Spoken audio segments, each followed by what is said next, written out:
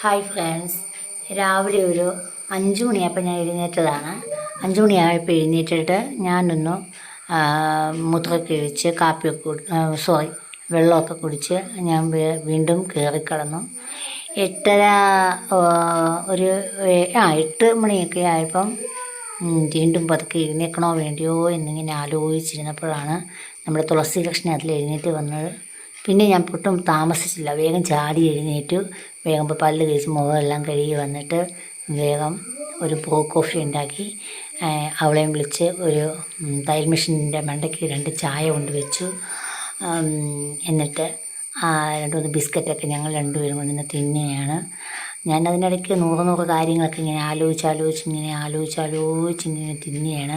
അതിലൂടെ ബിസ്ക്കറ്റ് ഇങ്ങനെ മുക്കി വെച്ചുകൊണ്ടിരിക്കുകയാണ്. പിന്നെ ഒന്ന് തിന്നേക്കാം, ബിസ്ക്കറ്റ് തിന്നേക്കാം, അല്ലെങ്കിൽ ഇന്നത്തെ ഫുഡൊക്കെ റെഡിയായിട്ട് വരുമ്പം എന്തായാലും രാത്രിയാവും.